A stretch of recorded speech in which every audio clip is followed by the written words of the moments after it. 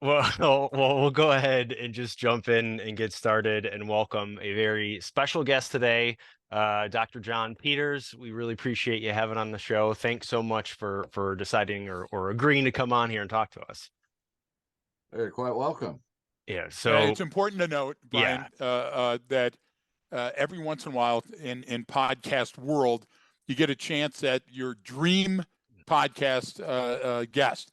And because we couldn't get him, we reached out to Okay. John G. Peters Jr. to see if he was available. We might as well start there, John.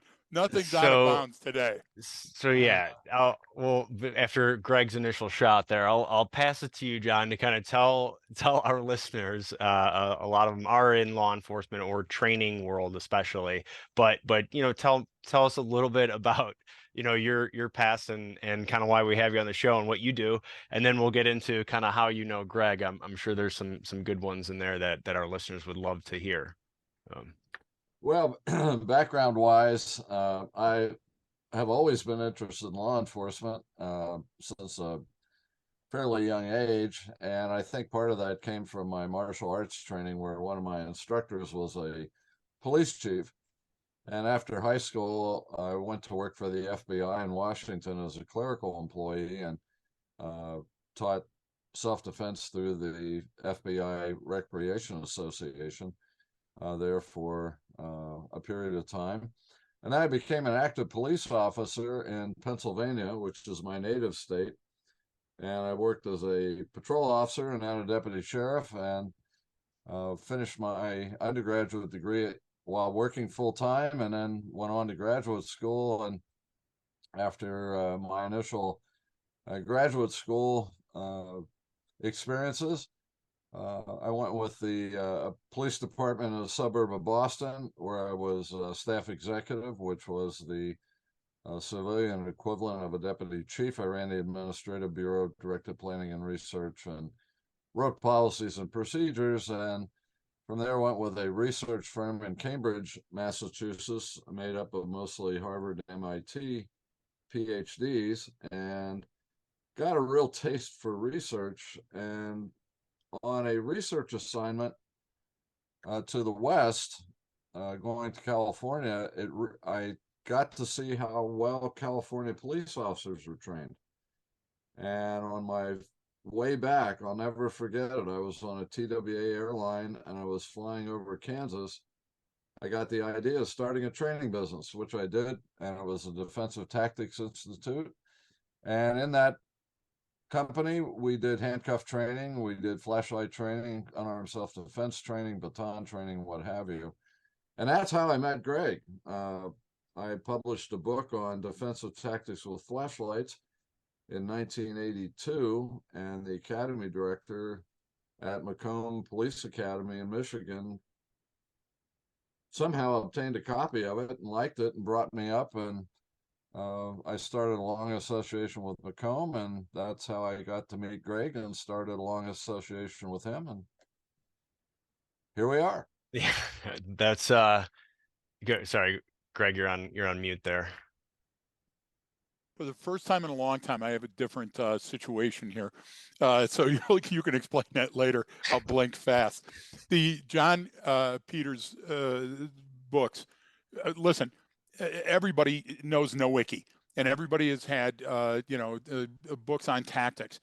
The greatest thing about Dr. John G. Peters' books was that you could go to him, and it was handcuffing and speed cuffing. And it was not only the principles, not only the how-to, but why and when and when not to, and what the legal ramifications, what the medical ramifications were. So whether you were straight baton or side baton, or whether you were ass baton, or whether you were handcuffing or speed cuffing or flashlights, using them in a variety of defensive impact tools. The idea was that John really winnowed it down to what a copper needs and what he needs to write in a report and what he needs on the stand.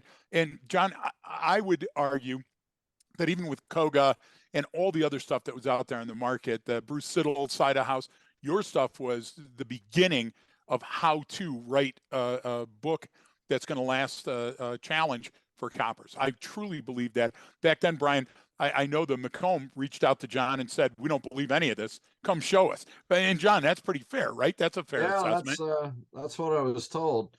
In fact, we went out in the parking lot outside the in-service academy building, and John Bruins, the late John Bruins, who was the academy director there, said, "I don't believe this stuff." I'll use the word stuff.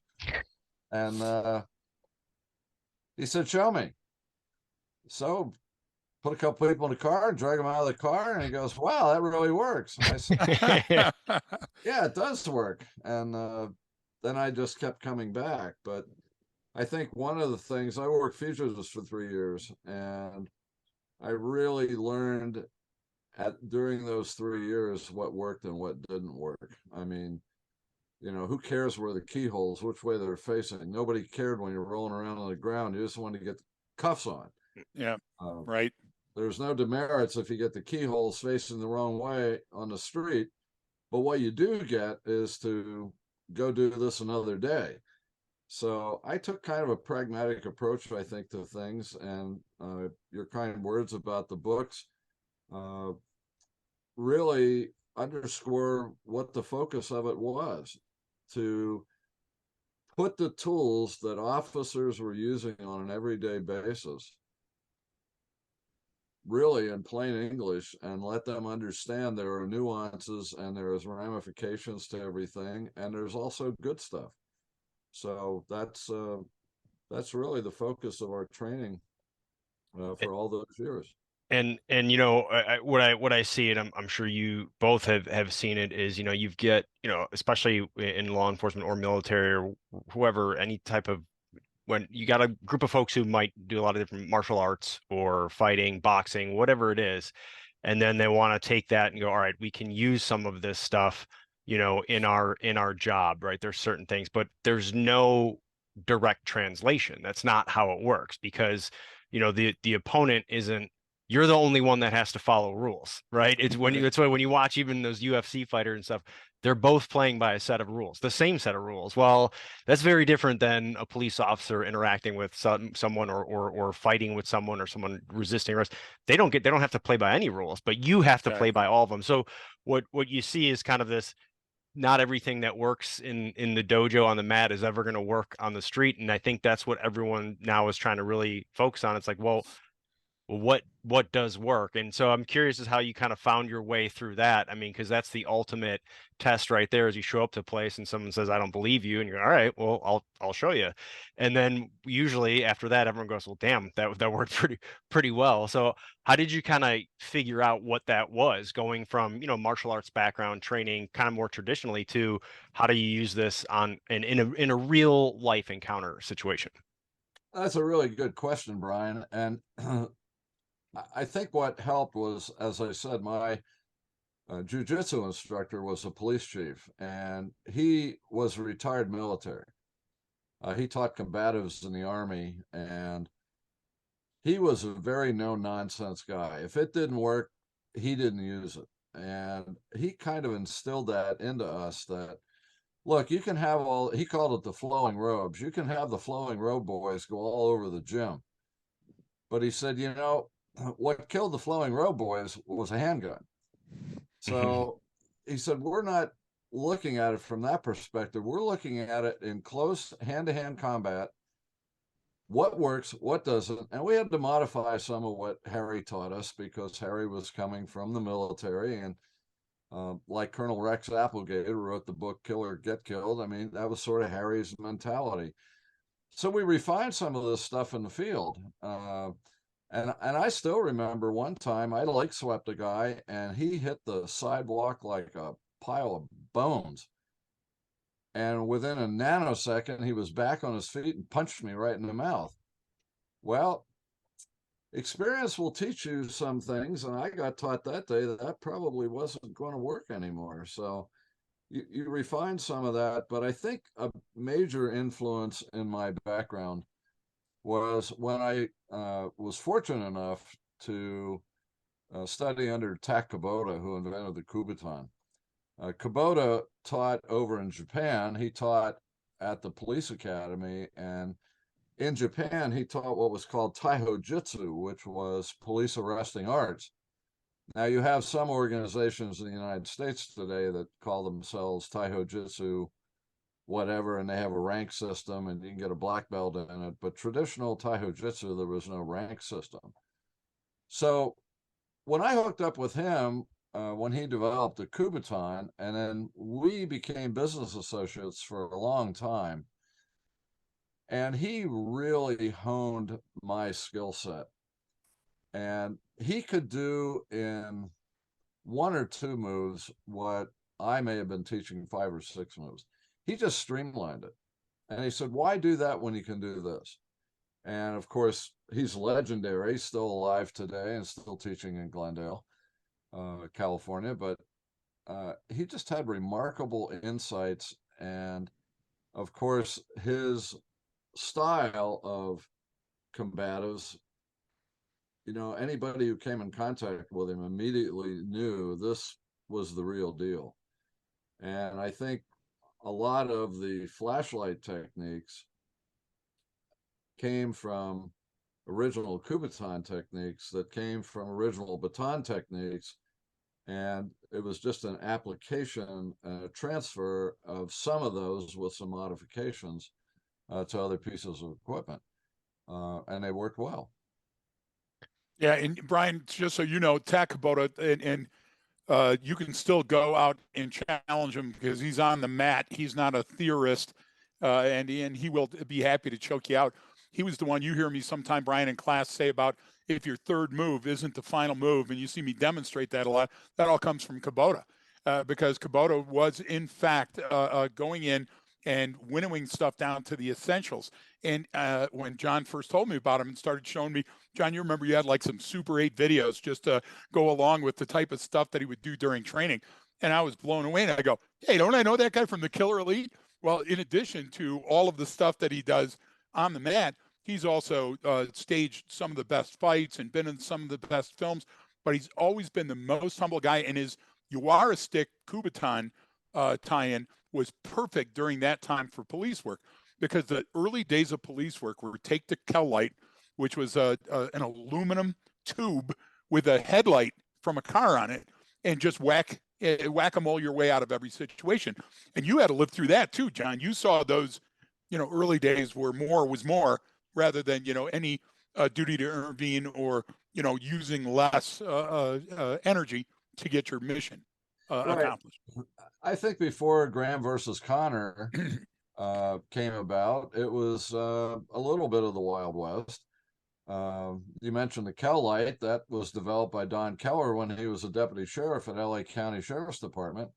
And Don and I have become very good friends over the years. And in fact, Keller predicted in the early 1980s that heavy-duty flashlights would soon become dinosaurs and many flashlights would take over. And what's interesting, in talking with Don, I went to him and said, why don't you make a small flashlight that looks like a Kubotan? So if you look at the mini mag light, the barrel and length of the light is the same as a Kubotan. And then Tony Maglica, who founded Mag Instrument, he came up with the idea, let's just reduce the mag light and put that head on it in a very smaller version. And that was the start of the mag light, which made it or not the start of the mag light, but start of the mini mag light.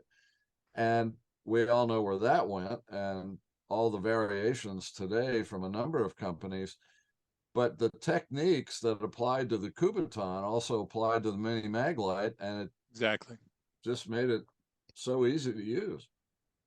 Well, and even for searching, I mean, Brian, I apologize for keep cutting in, but Brian, you got to understand what it was like being around John Peters.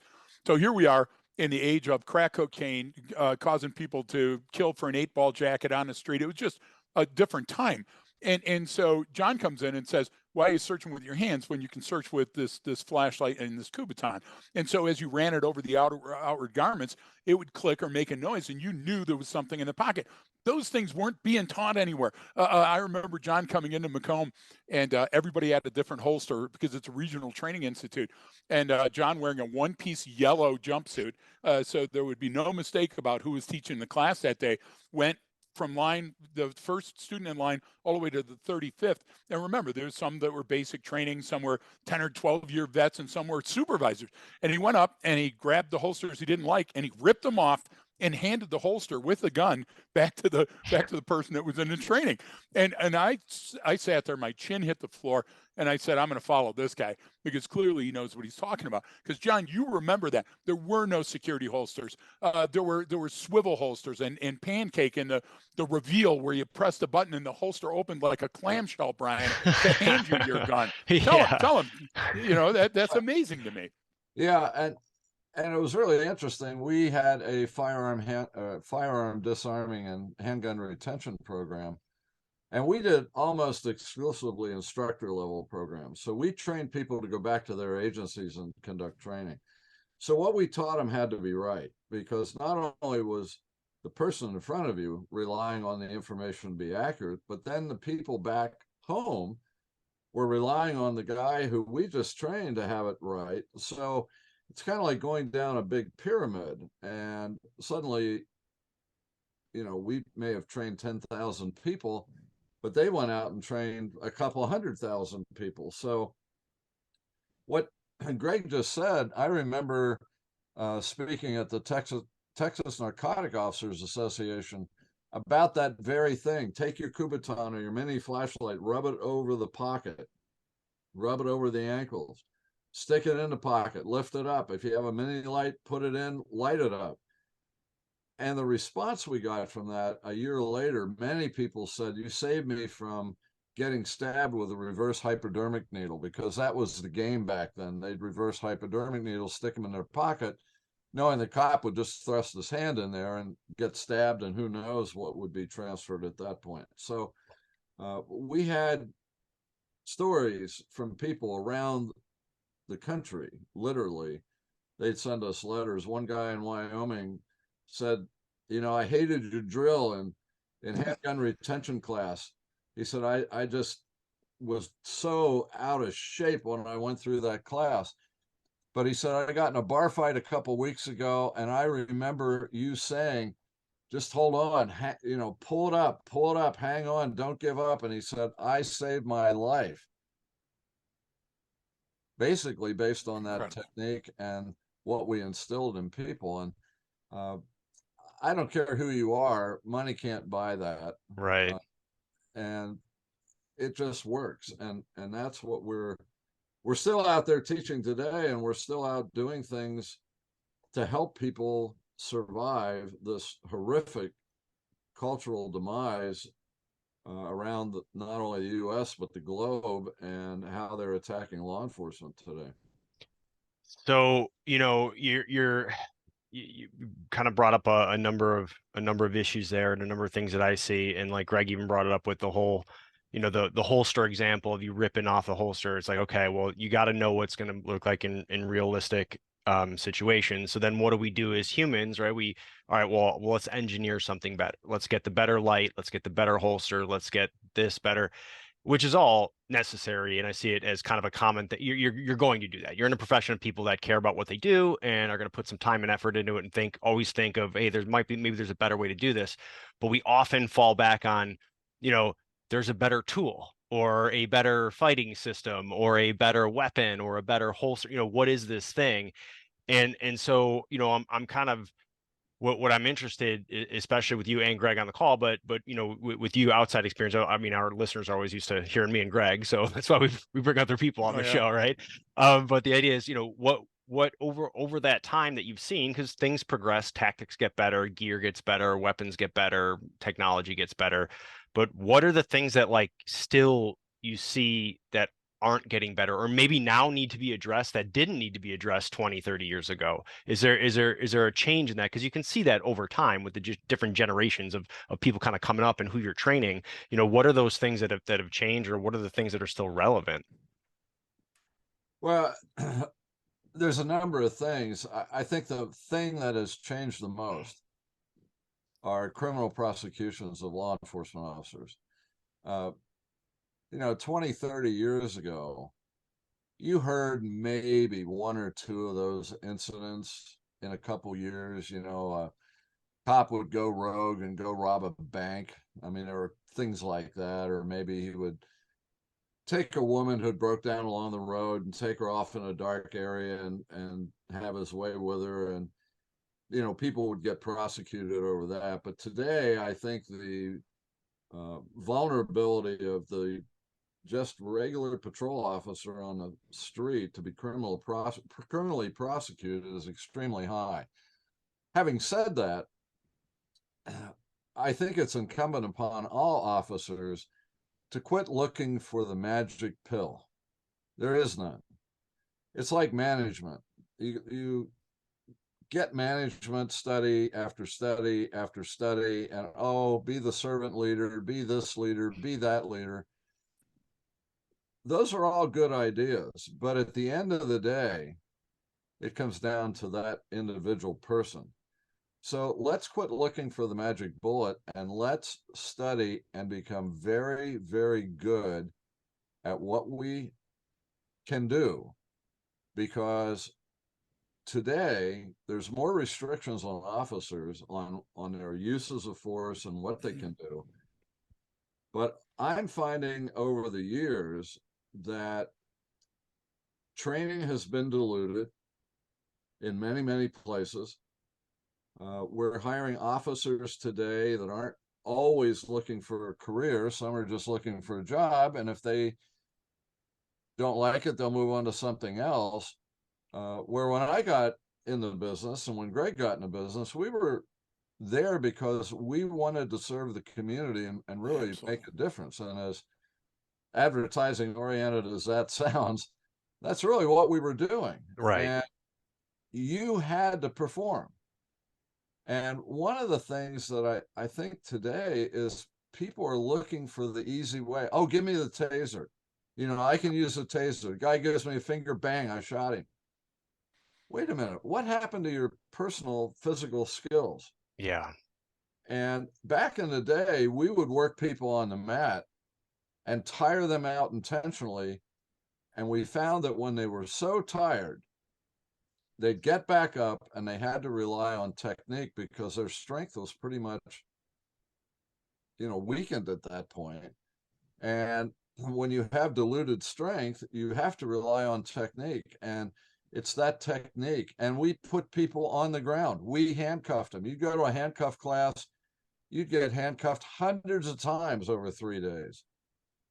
Today, when I teach basic level handcuffing, you know, they're complaining after an hour and a half, oh, my wrist is sore. Oh, this, oh, that. I go, look, you know, you got to undergo some of this because you got to know what's going on here. And I think over time, police chiefs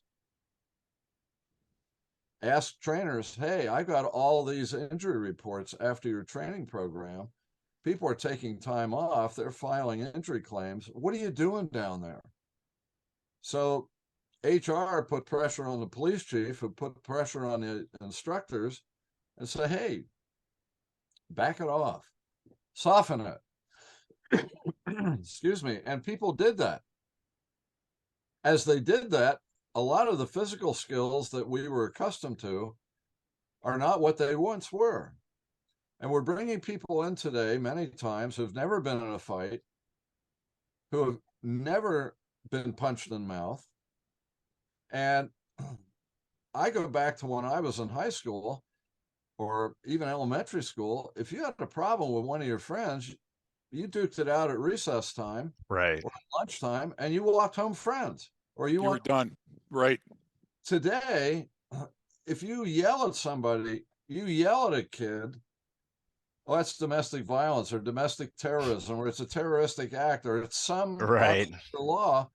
So kids today, which isn't all bad, you know, that they may be more respectful, but the problem is the first time you get punched in the nose should not be during a traffic stop, because you're just going to lose it. I mean, the best laid plans just evaporate when you get into a fight. And at that point, you do what you have to do to survive. And every cop knows he or she really needs to win because the alternative is not good. And Brian, I have to bring up again what John is talking about in a number of ways is so important to this generation. So de-escalation. John is the one that invented and trademarked speed cuffing. So John did that because flash to bang. The less time that you've got wrestling around with somebody and they're restrained, because it is only a temporary restraint, the less likely you're going to cause an injury to that person. That's so logical and makes so much sense. We're not doing that anymore. But that's because he had that discovery background, that let's do a study, let's test these things, right? And I'll throw one at you, John. I don't know if I can say the agency, so I won't say Wayne Oakland Macomb. But the idea of doing the pursuit driving out at Selfridge, if you remember those days, and precision driving, pursuit driving, emergency vehicle operation. So I was an instructor out there, and we got the call back to Warren, and they said, "What are you guys doing out there?" And it's like, well, we're doing these evasive operations, so it lessens the damage to the public and to private property and to public property, and it will save lives. And they said, yeah, but you're going through tires and tire treads so fast, and we have to change them, so we're going to disallow that program because those tires are not budgeted for being changed until next year, and the amortization, we're going to pull that. So when people, Brian, ask you, why do I only get my driver's training as a copper in the academy, and only then again when I get in an accident? Because an administrator is looking at the bottom line. And so, the handcuff injury, I'm not, John also pioneered the use of oleoresin capsicum and chemical aerosol sprays and manners to utilize them to, again, reduce risk, to mitigate the risk. And the idea was, the first time that I took all of John's DTI, my instructor certification, and got everybody from the administration in the same room, the deputy chief stood up when he knew what the display meant and what the 15 minutes that I had was going to be about. And he said, to quote him, "fucking bug spray," and turned and walked out of the room. And that was the end. I didn't put on my presentation. We didn't get that. And then guess what, Brian? 2 years later, the lawsuits mounted up to where now they came in and said, okay, hey, let's bring that program back. Why is it, John? Why is it we're own worst enemies? Why is it that we have to leave blood on the mat before we learn something as coppers? Well, I think historically policing has been reactive. There's a myth that we're proactive. Everybody talks about, oh, let's be proactive. Well, in some situations you can be that, but you're Right. really reactive. And a big piece of this, I think, is it's not their money. You know, if a company had an employee who was poorly trained and that employee got sued and the employer got sued under the doctrine of respondeat superior, and there was a judgment, well, that company now has to sell X number of widgets to make up for that judgment. In government, you don't sell anything. You get the money from the public through the budget process, and it's not my money. It that's a huge part of it. And also, just as, since it's, a lot of organizations don't understand that training is an investment, not an expense, right? Especially this. I mean, so we see that in the private sector, but now what's happening in the private sector is some of those companies, they'll pay top dollar to have all kinds of folks come in and talk and try to train their employees. And even if it's junk, they'll do it just because they think it can get them an advantage, right? So they're saying, okay, that's an investment. Whereas this, especially with its tax dollars, it's like, it's all about efficiency, and it's gotta fit into the spreadsheet. And my opinion has always been, like, good training is rarely ever efficient. It's not an efficient process. It takes time. And especially when you get a group of individuals, meaning we got these 3 things we're going to learn today. Well, maybe I suck at the first one, but I'm good at the next 2. But you're really good at the first one, but you suck at those 2. Like, it's just there's different skill levels involved in all this, but everyone boils it down to it. I was actually on a government program too, which will remain nameless, but as one of the instructors, and everything came down to hours, time. It was like, well, no, you will spend this many hours on this skill set. It's like, well, that doesn't work. Like this group only needs 30 minutes. They don't need an hour and a half on that. But that group over there, they need 3 hours. It's not gonna, we're not gonna be done in 30 minutes. But if it doesn't fit within that mold, then it becomes, people don't want to do it. You get that lazy. It's like, hey, just check the box, hit what they're doing. And then you don't see the effect of that until you're in that situation. And it's too late. I mean, then it's you're absolutely too late. If you didn't invest up front, you're not going to become that, Superman or Superwoman in that moment. You're just not. And so is that has always sort of bothered me. And what I look at it as is, and maybe you can speak to this over your career, as it's become so procedural that yes, we're hitting every single line item in there, but is there actually knowledge and skill transfer in that skill set that they learned, or did we just check that box? Because it's so mandated and so procedural on how we do these things that it becomes just a checklist. But when you're walking up to a situation, you can't just say, oh, in this situation I use option A subset B. It's like no. It can be it's more complex than that. I don't know if you see that as well. Yeah, I call it the checklist syndrome. Right. Where it's just a check mark on a box. And you go to a lot of institutions today, and they have developed a program that's really kind of become a canned program because they keep using it year after year after year. And the focus is on the check mark in the box, where the focus should be on, is the person competent? Competency is something that isn't really being measured very well, even though some places say, oh, we give them a test. Well, how do you know if they passed? Well, I looked at them. Well, no, that's not good enough. Give me a quantitative number. How did that person pass? And I'm involved in a lesson plan study right now where we're looking at hundreds of lesson plans in public safety from all over the United States. And surprisingly, over 90% of them have no competency measurement. It's just, here's the information. So we may have information transfer. And I say we may, because some people still may not get it. Yep. But if it's a skill-based set and you have to have skill, how are we testing to know that the person is competent on the other end? And that's what's lacking in a lot of these situations. We do it in firearms. And as Greg said, we do it in driving. But do we do it in other areas as well? For example, I went through 2 master instructor schools with Taser. 2. I've never drawn a Taser from the holster in either one of them. Because the focus was on, can you shoot and hit the aluminum foil?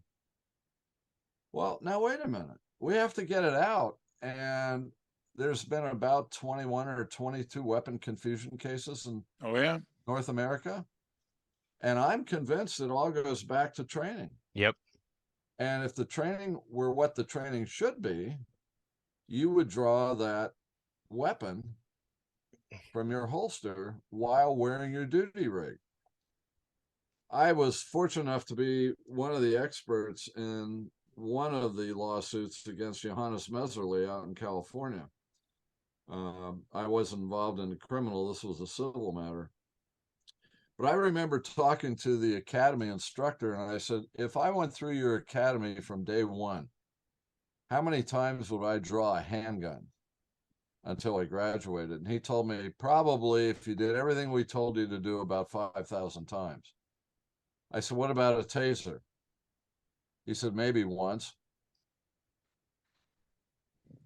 So again, I think trainers and administrators need to take a step back and say, okay, it looks good on paper, but so did the F-111. Will this fly? Yeah. And if it flies, how do we measure that it's effective? Now, today, there's a big emphasis on de-escalation. I think that's great. I think it's the wrong word, but it's in the lexicon of law enforcement. So I think, we're stuck with it. Yeah, we can talk.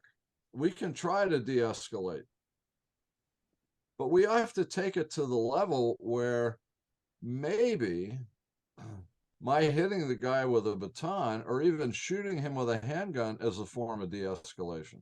Right. And I don't see it going the- out that far. people look at it as this is the de-escalation tactic, and it's like no, that's an outcome. And so if the outcome is to de-escalate the situation as a whole, not just this person or thing, it's what do we do? Yes. So like you said, in some of those cases, there was a recent one, and I know he was cleared, where a woman was pointing gun, firing at all the people in the intersection, then pointing at herself and pointing at people. And the police officer, first one showing up to the scene in his vehicle, just boom, knocked her over, hit her with his vehicle, and then got out and arrested her. Because it's like people are like, well, wait, should he have hit her? It's like, well, she was an immediate threat to every single person she was just at. Like, absolutely. And but we don't look at that as like, well, can you talk to her? It's like, no, not at that point. You can't. But you're both talking about something that's been lost in law enforcement for a good long time, and nobody's searching for it. And that's what worries me. John, you said it when you said information transfer. Information transfer isn't training. That's not skills transfer. And when Brian and I were in a room and we were talking to some high monkey mucks, and again, non-attribution because we'd never worked there again. But the first three questions out of my mouth when they got done talking were, can you explain Title 42, Section 1983 of the U.S. Code? Crickets. Then I said, well, do you understand the definition of deliberate indifference? Crickets. I said, okay, was your officer acting under color of law? Same thing. And we got these blank stares, and I was like, look, we can't help you. We can't help you if you're not going to help yourself. You have to understand, like for example, you don't want somebody mistaking their gun for the taser. Don't put it in a holster on their gun belt and make it look like a gun. I mean, there's such simple rules that apply. But what happens is we're trying, first of all, to, like, even with the I believe with some of the virtual and some of the augmented reality, we're trying to match a situation that may never occur again rather than improve our critical thinking. And we're also trying to accelerate everything so it's at the X. We're on the bubble. We're in the moment rather than saying, what were all of these pre-event indications that could have helped us formulate a plan to mitigate it or avoid it altogether? Am I way off on that, John, or am I somewhere in the group? No, I think that's absolutely accurate. I mean, we're finding somewhat of a gulf, I think, today between the people, the boots on the street, and sometimes the administrators. Not in every case, but in many cases. And I know when I went from the street, I used to say when I was on the street, don't those guys upstairs know what it's like to be out here anymore? Right. Then I got upstairs and I said, don't those guys know what liability is? Yeah. Right. There has to be some common ground there. I mean, Yeah. it's like a Venn diagram. You have force, you have administration, you have budget, but there's a lot of things that will overlap. So, when you're talking to administrators sometimes, Greg, and they're worried about liability. Oh my gosh, this guy just punched this guy. Well, okay, what would you have done? I mean, what's the option? Right. I mean, you had to subdue him, hitting him with a car. That was a great idea. Is it a deadly weapon? Absolutely. Did it kill him? No. Right. That proves that the use of force continuum was valid. The idea of you get the officer choices, the officer uses choices that are within those realms. Brian, because you had rule of law and you had escalation of force in the military as well, but it's different in combat than it is on the streets. Completely different. Actually, there's far more differences than there are similarities in that I case. agree. But one of the things, which you both brought up and what we're talking about too, where you see a lot of errors in training is that measurement and assessment, because it's there. It's the measurement and assessment is focused on the training. It's like, no. How we have to measure and assess how this works on the street in real life. That's the true test. I mean, your thing can work great in this sterile environment. That doesn't mean anything. Like, I mean, it has to be in the application in a realistic setting. Like, that's the only way you can measure it effectively. And that's the big thing too with people learn, especially when they're doing martial arts or some type of fighting. You're like, you bring something up and then you get punched in the face and you go, what? Never doing that again. That didn't work, right? We've all had those moments, but yet we still sort of trained to that manner of then you do this and then this happens and then it all ends. It's like, well, no, it's it's more complex with that. We don't bring that sort of complexity sometimes into our training events.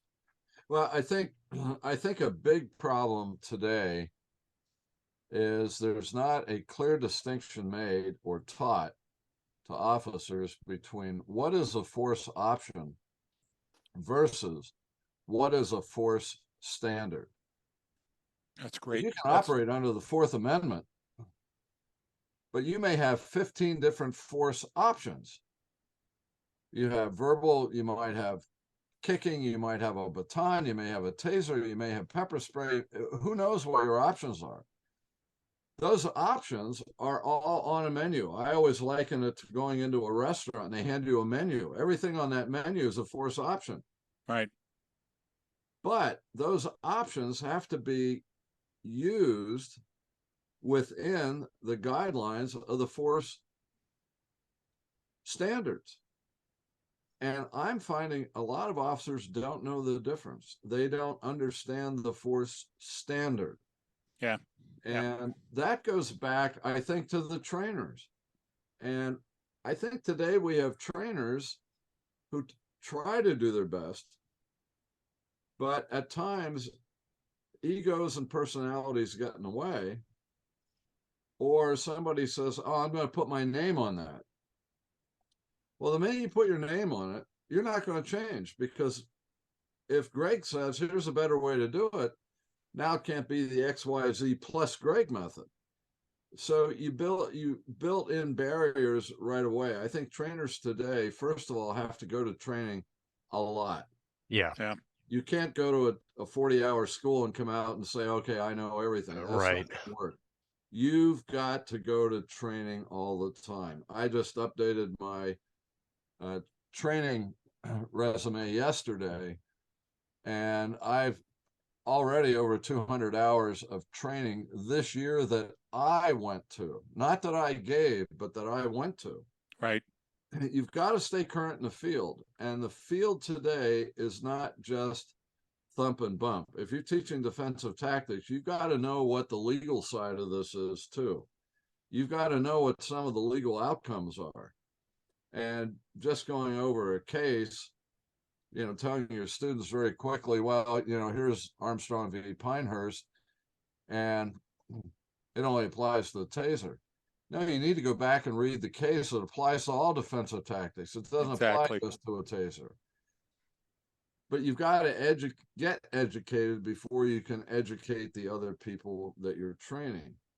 And I think there's a knowledge transfer that's not existing today.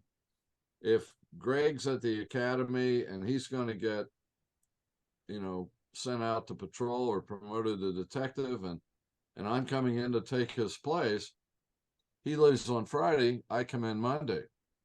Well, what should have happened, he's leaving on Friday, but I should have come in 2 months ago to train with him, to understand what he's doing, what he's saying, to get that transfer, because I may come in Monday morning and say something totally different based on something I was told that's inaccurate. So I think it's incumbent upon all trainers today to stay up in that field, whatever your field is, and know the good, know the bad, and know the ugly. Yeah. And you'll learn more on the ugly than you will on the good. And the scar tissue is what makes you stronger, and that's where resilience truly comes from. John, I'm with you on this, and this is my and here again, I'm going to piss off the industry, but this is what my problem is with AI when it comes to shoot, don't shoot, and the FAT system and some of the other things. Okay, what you've done is you've taken a computer that can augment and support and make training better from a human trainer to a human officer on the street. And what you've done is you relegated it. It's going to determine what the standard is and what the decision points are and everything else. And the problem with that is that's not how reality works. All those branches, all those taste, smells, sight, sounds, all those idiosyncratic things that occur as you're pulling up or as you're walking up or as you're hearing the call from dispatch, those matter. And when we say those matter and we testify in court that they matter and we write them in our report, but then we go into the trainer and guess what's absent? We got a folding chair that says cover and concealment. And we don't equate the radio call, and we don't have the human emotion content. And when we do, they say it's more important than having a legless vet in there spraying blood and having your weapon have recoil than it is making it hard but solvable and saying, what are you thinking right now? As an FTO, John, I would say that you took a knee more and said, what are you thinking right now? Tell me about the process that you're thinking, than you did boot a door and ram a car. Or am I way off again? Yeah, I think that's absolutely right. I think we're not training people and we're not educating them, and there's a difference between education and training. It's very, very different. Right. I think the educational piece we're lacking many times. You know, as you said, what were you thinking? We're talking critical thinking here. We're Yes. trying to get behind behind the wall and ask the officer, hey, what was going through your mind at this point? Because what you did, I wouldn't have picked in 1,000 years. Exactly. But if that officer can explain it and justify it, why not? On the other hand, if you say to somebody, what made you do that? Well, I don't know what else to do. What? Yeah. Did you think about this, and this? No. And again, we can take a lot of these labeled shortcomings and we can take it right back to, you've got this many hours to teach somebody and make them proficient. Right. And exactly. Here's the problem. We still have states in this country where you can be a sworn police officer for up to a year before you go to the academy. Unbelievable. Barbers across the country. It'll vary a little bit by state. Yeah. To be a barber, you're going to have to complete about 1,500 hours of training. The listener right now, ask yourself, how many hours of training in my state am I required to do to graduate from the academy? 450? 600? I bet it's not 1,500. Right. So we want to pretend that we're this really highly skilled, well-educated profession when we're really not. You've got to couple the training with the experience. Right. That's where your FTO comes in, and the FTO has to be good. And the FTO really has to take a position. Look, I'm not here to get invited to everybody's birthday party. Exactly. I got to do what I got to do. And look, there's no nice way to terminate anybody. There just isn't. But, you know, sometimes you have to do it. Right. Right. And you're doing everybody a favor, including the person you're terminating, because that person may not have the skill sets. And if you don't terminate them, they could get killed. Another officer could get killed. And we don't want that to happen either.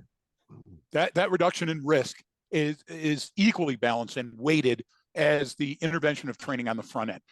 Yet we're not looking at that when we come to budget talks and we sit around the table with the town manager. You know, how much are we going to pay out? And I worked for agencies that did. I worked for agencies that said, if you come in and you make a use of force complaint against it, we have $6,000 to $10,000 that you can adjudicate at any point during the conversation just to make this human go away. Here's the letter, make them sign it and pay them off, and we'll have an account. Now you go to that same agency and say it's going to be $6,000 to $8,000 a day to train your agency on whatever, and they don't want to hear it. Or what's the limit on training? Brian and I go back and forth. I'll send him a text on the training where it's in 3 hours become a use of force senior instructor, and you can go back to your agency and teach something. Okay, Online. I wouldn't online. I wouldn't understand any of the case law in that time if I was allowed to read it, you know, pre-read it before the course. So why are we dumbing it down? Why are we saying it's the single most important thing right now? And I agree with you with the terms de-escalation, but that's the lexicon. De-escalation and duty to intervene are being thrown around, and most of the folks, one, don't know what they mean, and two, don't know how to fix it. They don't know how to get ahead of it. And education, first of all, I mean, Jeff Steffel wrote some great documents back in Michigan during the time that I knew John in Michigan. And Brian, Jeff Steffel, what he did is he took the most important case laws that were coming down in Michigan and saying, this is what it means to you on the street. This is what you can do. This is what you can't do. This is what you need. We don't have that anymore. We don't have that mentor-mentee relation. And FTO is getting through that big-ass book and making sure that you've discussed all the topics. And I just don't think that's the same. And John, the emphasis on understanding the medical implications of the move that you use, that's what's hurting people as well, because they're saying that's a chokehold. Well, it's not a chokehold. Or this is an armbar. Well, it's not an armbar. And so what happens is you got less than experts purporting themselves to be subject matter experts in a highly technical and ever-changing job. We don't do that anywhere. We don't do that with LASIK surgery. We don't do that with bus routes. But when it comes to police work, we'll allow it. And it's maddening. That's why, like Brian and I, folks that are listening, Brian and I got to talk to John last week, and it was like old home week. It was amazing how many things that we'd seen and how many important cases have gone by. But John, you have to agree that the benchmark rulings in most of those casings are as valid today as when they were written so many years ago. And those people knew what they were doing, and most coppers on the street don't know them. Yeah, I think there's a focus on efficiency. Let's get them through. Mm-hmm. I think it's going to get worse. We have a personnel shortage, almost universal across the country.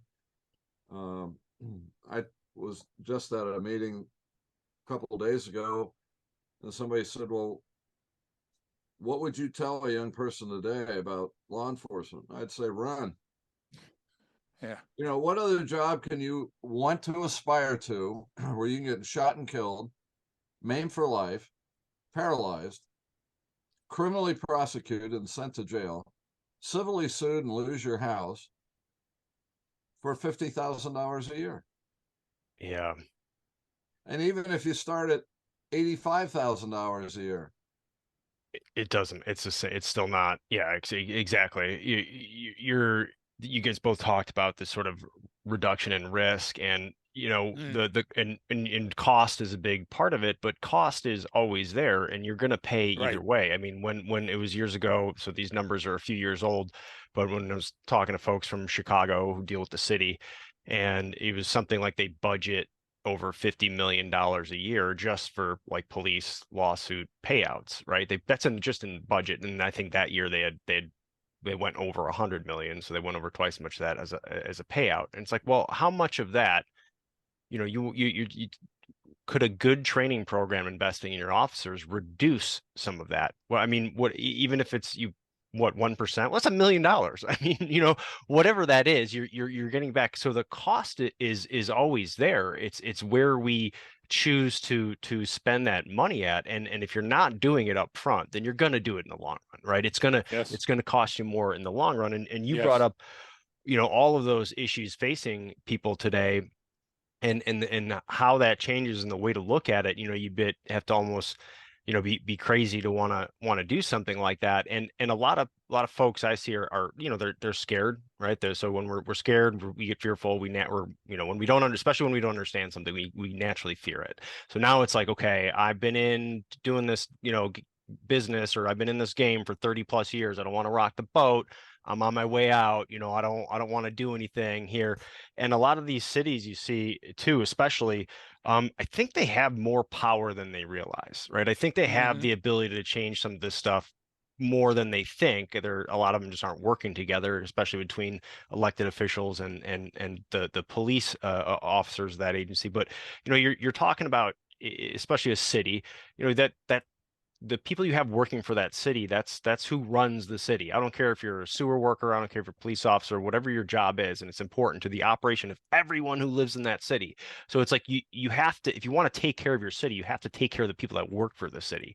And if they don't have that buy-in, they don't feel like they're part of it, you're never gonna feel 100% in. So you're always going to have one foot out, right? And that's just how it works. You have to protect yourself and your family. So are you even doing your job to its full potential sometimes, just because of the attitude and the culture and the way it's talked about? It's like it's impossible. So there's just, and it's sort of me looking from the outside, I guess, looking at all of these issues and going, how do you how do you cut through that? How do you navigate that, right? Where do you start? You know what I'm saying? That's my biggest thing. It's like, all right, I always, anytime I'm addressing an issue, it's like, okay, what can I control right now? What can I do with it that's within my span of control? And if you start there, sometimes the task is a little less daunting, or at least somewhat manageable at your end. But there's all these factors, and so I'm curious as to how do you see as a start or a way to do something to make change or to see our way Yeah. through it? Because it's like a pendulum swinging. It got a little crazy out there, and now it's swinging back the other way in some areas. But what from your experience, what do you see as starting points? I think the starting point has to be developing a culture within the organization that goes from top to bottom, where you make training and education exciting and you want people to do that. We've all trainers are excited about whatever they're teaching. But how many times have we walked into a classroom and the guys who have 20 years in the job sitting in the back row hold up their newspaper and basically challenge you to make me put down my newspaper? Well, I can't change a knucklehead. I just can't do it. But hopefully I can educate that person and create an atmosphere where people are going, hey man, this is great stuff. Let's go do this. And get them at least interested in it, because they're going to be the same people who will be first in line to complain about something. Amen. Well, they didn't teach us that. No, they offered that class. You sat in the back with your newspaper held up, didn't pay attention. I think that's a good start. And I take everything back to organizational culture. And it goes to the leader. If the leader's not interested in developing people with critical thinking skills, if the leader's not interested in developing a culture where he holds people accountable, if the leader's not interested in creating that culture where education and training really take precedence, that's one thing the military is good at doing. Training, training, training. You get that as almost part of your DNA by the time you get out of boot camp. And they take every moment to somewhere do some type of training. It's the expectation. But in law enforcement, it's, oh, I don't want to go do that. Oh, that'll be boring. Oh, that'll be, how come he's the trainer? How come he went to, who cares how he went to training? If the guy has information or the lady has information to share, listen and try to use it. Training is out there, training is given, but a lot of times people just blow it off, and they blow it off because the culture of the organization doesn't make it important. Yeah. So to really answer your question, Brian, I think it goes back to the leadership of not only the agency, but of the city. And I often tell people, if you can spend $126 million to settle a lawsuit, give me 10% of that, and I'll train the people for life. Right. Right. And they just laugh at you and they go, what? Because it's not their money. Yeah. Yeah. That makes so much sense. It's hard for people to kind of realize that. That's why I kind of brought up, it's like, this is an investment. It's not an expense. And the issue with the military versus sort of the law enforcement, the military, that's all they do. They sit around and train for things that may or may not ever happen. And then every once in a while they get to go do something, right? Whereas, law enforcement is the exact opposite. They're out there doing something every single day and occasionally get to some training after their initial. And I think that just dynamic of looking at it is a big problem, because we try to do stuff too, low calorie stuff. Your 5 minutes in the morning before you start your day, that does more for you than sometimes going through a very intensive long course, right? Because it's right there, it's at the front of your brain, it's something you're going to go do today, and building that in, like you said, that culture, and even you brought it down to price. We're the same way. It's like, give us 10% of that, and you'll that's all it'll take. And then people go, well, no, it's not. It's like, no, literally, for pennies on the dollar, for a rounding error in some of these cases, do you understand how much you could increase the effectiveness and the response and the type of individual you have at your organization? And once you start, what happens to that longitudinally? Over time, that person, now they Right. are taken care of. Now they want to stick around. Now you're not recruiting new people. You're hiring from within. You're promoting from within. Now you're getting, I mean, that's what people, those small investments just to change a trajectory a little bit. Well, the beauty of changing trajectory is over time is where you really make back that investment. And it's Right. always hard for people to see that. Yeah, Well, but you also build trust. I mean, you're Yeah. building trust not only within your agency and your personnel and with management, but you're building trust with the judges and the court system and the prisons and the community, and that's hugely important. Put a price on that. You know. well, you're right. And I think to add to that, you need evidence-based training, evidence-based Yes. practices. This concept of best practices is just hokey. Yeah. Best practice means that what you were doing was wrong, and now this is the best practice. Yeah. The problem with the best practice is tomorrow there may be a better practice. So now your best practice is obsolete again. What agencies need to do and trainers need to do is evidence-based stuff that's proven. You know, the British said it best a few years ago. They said the Americans adopt a product and then they test it. In the UK, we test it first, and then if it passes, we adopt it. We kind of get it backwards over here. That's so true. That's so And true. all of us have at one time or another drank the Kool-Aid Hmm. and later found out it was bad Kool-Aid. Yep. And the only reason that happens is the person telling us didn't do his or her homework or Yes. didn't understand what was being told to them, and they just accepted things at face value. You know, the one thing that Greg talked about early in this podcast, I was challenged. Does this stuff work? Yeah, it works. I know it works. I'll take you out of the car. I'll put you on the ground. Not a problem. The training you guys do, same thing. Look, it works. We can show you that it works. But in a lot of places, it's just lip service. Yeah. Oh, yeah, It's that'll so work true. fine. Yeah, that'll work fine. Oh, by the way, guys, if you see somebody using excessive force, you have a legal right to intervene. Great. Now I know I have a legal right to intervene, but I don't know what excessive Yeah. force looks like. Yeah, Right. and then even if you did, even if it was, how do I intervene? What am I supposed to do? What am I supposed to say? Who am I supposed to say it to? Like, what? Tell me how to do this. You know what I mean? That's Right. the hardest part of it. And the first time I do, now I'm branded a snitch. Forever. Right. And we just had a whistleblower on a podcast, and he said the same thing. It was the right thing to do. I had a moral obligation to do it, and it ruined my career. So how often do you think he's going to repeat that behavior? And you know, Brian, I hate platitudes, but an old Johnism is the not everything that can be measured matters, and not everything that matters can be measured. And the idea is that John made a living off of going in and being an expert witness in use of force cases and how things like excited delirium or positional restraint hypoxia, all the words that you can't use now because people think they're wrong, but they're not sure what they really mean.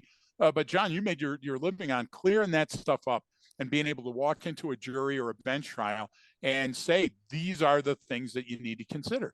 And I think that's an important facet too. This is not stuff that you just had in theory and went up on a shelf with your books. You're in practice all the time. You're constantly teaching, learning, or on the road for defense counsel or for a prosecution. Tell us a little about that. How do you still stay relevant now, this long? Well, that's a really good question. I think it comes down to my personal belief system. I want to help people. I want to make the profession better. And there's a couple ways to do that. And one of the ways to do that is to go to training myself. Another way to do that is to write, because when you write, you know those words are going to be around forever. So you take extra time to make sure that what you're saying is absolutely correct. And I think that's a big part of it. The third thing is take your ego and put it in a trash can. Because the minute you think you are better than what you are, you've closed out all potential learning, all potential input, and now you really start believing your own stuff. Right. And part of that is you have to acknowledge the shortcomings in the profession. I had a hard time when I first became an expert witness. A city asked me to help them out on a case, and I said, well, I'd be glad to do that. And they said, we want you to be our expert. And I go, what's that mean? I had no clue. After a couple of years, the same lawyer for that city came to me and said, you need to take plaintiff cases. And I said, I don't know. I don't think that's a good idea. He goes, no, there are bad cops. And there are cops who do really stupid things. And he said, you're going to become biased, and you don't want that. Well, I learned so much more about policing on the plaintiff side than I ever learned on the defense side. For example, lack of training, bad policy, bad discipline. You look at this stuff and you go, how do people operate like this? How do you do this? So you point that out. So I think keeping an open mind, and that openness has to be 360 degrees. Yeah, you can always refuse a case, and I do. I refuse a lot of cases. I refused a case not too long ago where the defense attorney called me and sent me the file overnight, full retainer. I watched the video.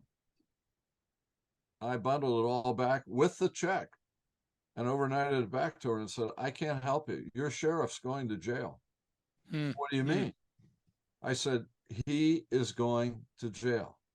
And he got convicted and sentenced to the penitentiary. So you have to call it. A friend of mine in Baltimore, a retired Baltimore internal affairs commander, calls it, you got to know balls and strikes, and you have to call balls and strikes. Right. Exactly. Yeah. It's that simple. And although sometimes we don't like to do it, it really has to be done. So when you evaluate a case, I don't care if it's in your own agency. I don't care if somebody brought it to you and said, you know, here's what happened. Well, the truth is going to be somewhere in the middle. Right. And you have to look at it. There's not anything such as a good case. There's always problems somewhere. And there's not everything that's always a bad case. Right. Yeah. You know, the guy did something right, you know, or the lady did something right. But you've really got to look at it, and you've just got to admit sometimes there are shortcomings. You know, the administrator might not be the best. The city manager might not be the best. The collective bargaining agreement may have hobbled everybody so much that they can't do the training they'd like to do. There can be a lot of reasons why. Budgetary constraints could be a problem. But every cop knows this. If you took your son or daughter into an emergency department, and the doctor who looked after your son or daughter, and let's say had to perform a procedure, and your child died or was severely injured, and you filed a lawsuit and you learned through discovery that the doctor had not yet been to medical school. Yeah. What would you have done? No one, my gosh. Yeah. no one would even question suing that doctor. How could a hospital bring in somebody? But the doctor said, look, I'm scheduled to go to the medical school in 3 months. There's no difference there than the officer who's outperforming sworn duties, Yeah. who says, oh, but I'm going to the academy in 3 months. Paul Harvey did a broadcast. I was fortunate enough to be on that broadcast. And one of the things that highlighted in that broadcast is that police officers have 1/2 the power of God. They have the power to take a life. The most important half of that equation, they don't get. And I think when we frame things like that, again, we go back to that culture. Administrators have to know they're managing quite an array of people, backgrounds, personalities, and cultures. And you want to have the best trained people. You want to have the best thinkers out there. You want to have people who can think on their feet. You don't want to have an airline pilot on a vertical descent looking at his partner going, what are we doing now? Right. No, you want somebody to pull that thing up and get going, save the lives. And I think that's the emphasis today. And we're quick to buy into things. There's a Yes. study that said this. Yeah. Okay, well, have you read the study? Did you pull the study? Right. Actually read it? So true. We just had an expert witness symposium in Las Vegas a couple of weeks ago. And that was a point that was made by one or more of the speakers. Just because somebody said it, just because it appeared in a magazine for police, doesn't mean it's accurate, doesn't mean it's viable. And even if it is, it may not be viable where you live. Right. I remember I was a cop on the East Coast. First time I ever taught in Vegas. It was in the fall of the year. I'll never forget it. I had the academy staff and I said, look, here's a technique that, if you stop a guy and you're out in the road, and I put the guy up against the car. And they said, oh, we can't do that here. And I looked at him and I go, you don't have cars? And the academy guy goes, you don't know what it's like out here at 118 degrees in the summertime. All right. If we brushed against the metal of a trunk or left for a quarter panel, that guy would scream, jump up, and we'd have another set of problems. And I thought to myself, that's interesting.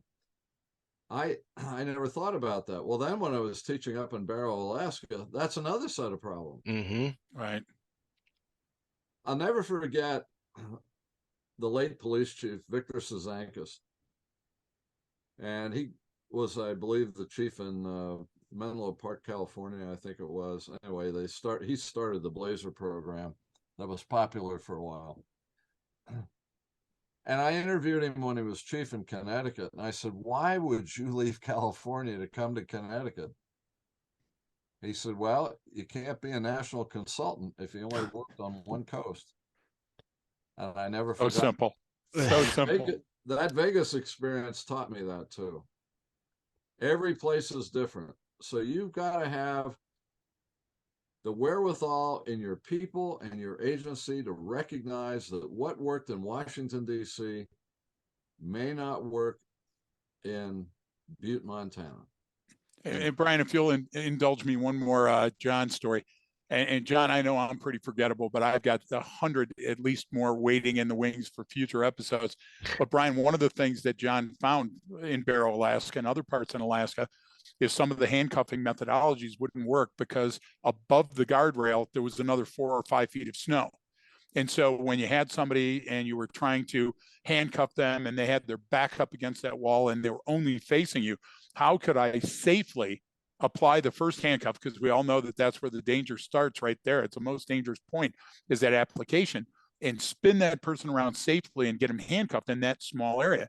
And John worked that and worked that and worked that and got a viable option for it. And it's still being taught today, John. So when I look at that maneuver, every time I see somebody do that, I think of you being fronted, sniper up in Barrow going, yeah, copper, what are you doing this? And you thinking your way through that and say, how about this? That's magic to me. I'll never forget that. Well, we actually refined that. Jerry Hamilton was an instructor, a defensive tactics instructor for the Idaho State Police. And he had asked that question also. And he said, we have snowbanks that are 30, 40 feet high on the side of the road in upstate Idaho. So you take that and you couple it, and then you say to yourself, okay, what about the guy who just backs up against the wall and says, come get me? Right. Now, this is way before taser, but you had to come up with something. So you had to think a little bit outside the box, but you also had to field test it before you really announced it to people, because you had to make sure it worked. Right.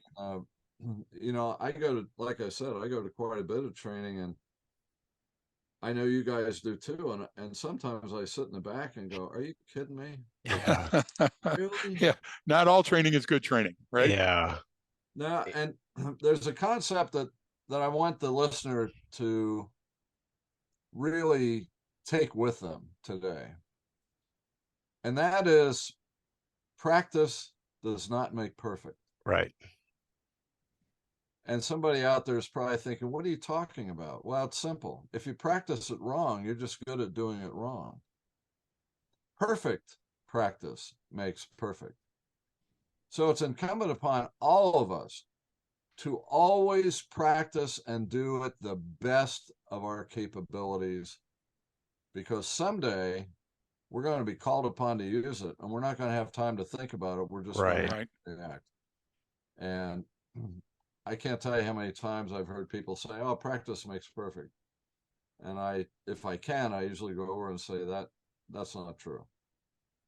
Yeah, So, and you Profound. brought it up earlier in the episode too. We're talking about, because I know, when you're talking about anything physical and hand-on, and whether it's handcuffing or defensive tactics or anything like that, right? There's some safety precautions and things you have to do there, but you also have to sort of, I I want to fail when I'm in training, right? If I do something wrong, I learn so fast. You're like, okay, I'm never doing that again, because I learned it. I got a little pain and I got a little understanding, and now I'll actually never make that mistake. So even Right. if it's just, what not to do, you can really get that in and focus on that in training versus, what's set up to, I want to teach you everything, and then good job, you got it right on your practical application. It's like, okay, well, keep going then. Do it till they get it wrong, and then make them think. I mean, those little things in training, what you just brought up is perfect. It's like, did they do it, or did they do it right, or did they just do it? I mean, because well,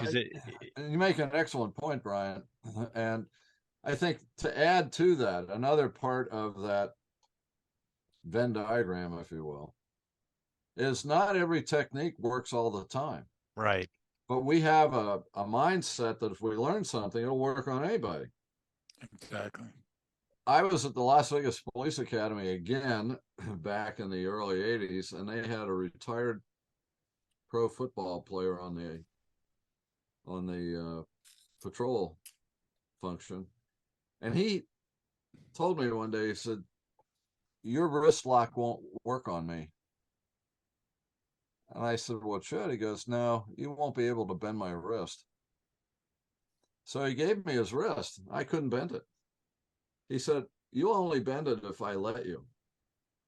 And then he stood on a metal chair and held his arm out straight. And he said, "Go ahead, do a couple pull-ups." So I grabbed his arm. It didn't even move. oh jeez, And I did 3 pull-ups on his arm. He goes, "I'll let you do it during the training, but just so you know, wow, if we were on the street, none of this would work on me." His wrists were so big, so yeah, thick, and so strong. And I took him aside later. I said, I learned an important lesson here today, and I appreciate your graciousness.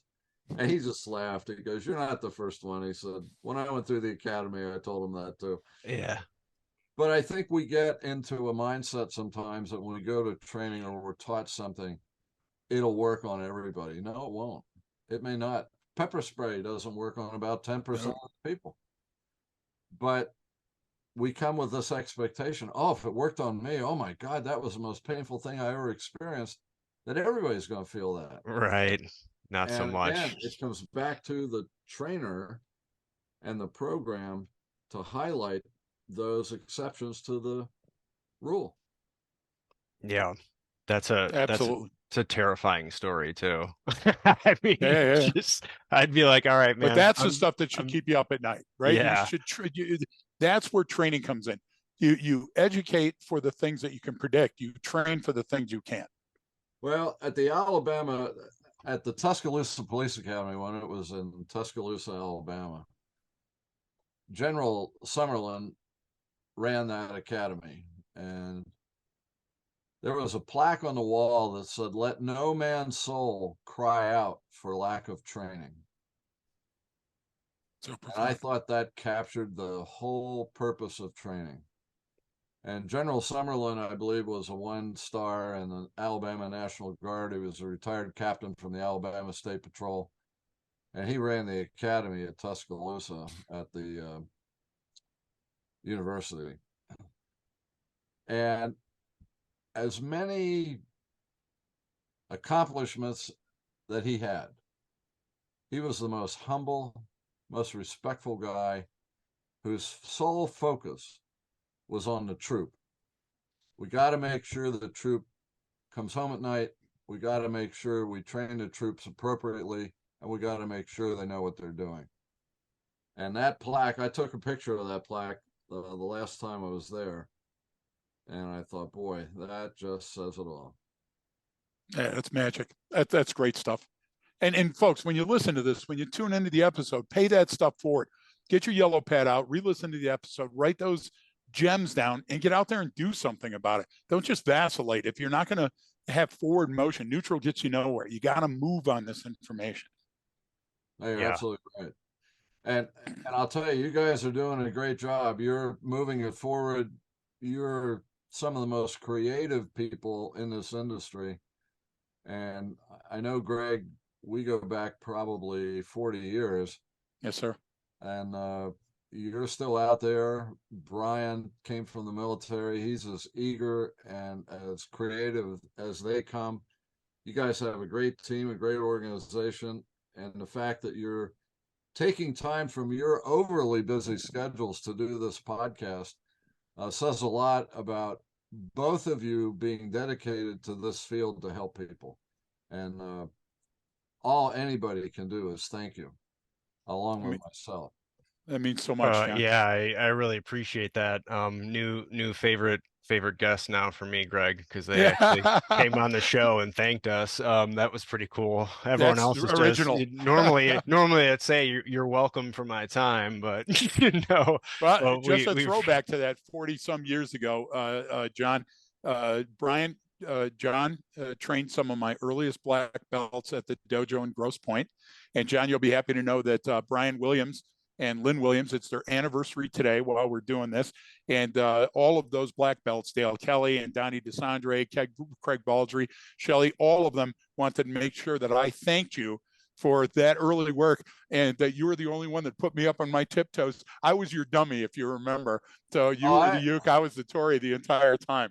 I remember, but just so you think that no good deed goes unpunished, I was sitting on the mat at the Albuquerque Police Training Center, and we brought Kubota in to do a special segment on the mini mag.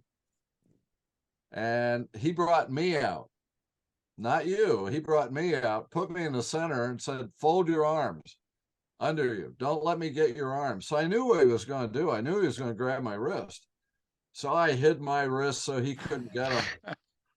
He took that mini mag, hit me right in the center of the top of my head. My arms came out, and I reached up to grab the mini mag, and he grabbed that wrist, and the rest. You couldn't hear me scream for the applause and the laughter in the gym. Oh my gosh! So there is a payback. That's poetic justice, my friend.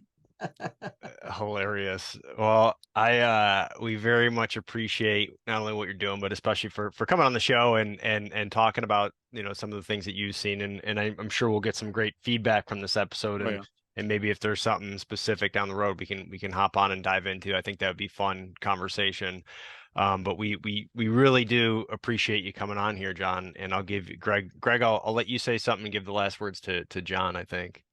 Yeah, I think that's a good idea. So, folks, every once in a while, you get to meet your heroes and you get to see them in real life and follow them around and watch their career. And I've always been honored to know and follow John G. Peters Jr. and all of his great work.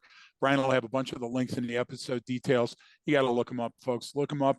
listen to what he's saying, and tabula rasa, start over, get a clean sheet of paper and start over. Brian, that's what I would say. Well, to wrap this up, to all the listeners out there, we're just trying to keep you alive and make your job better.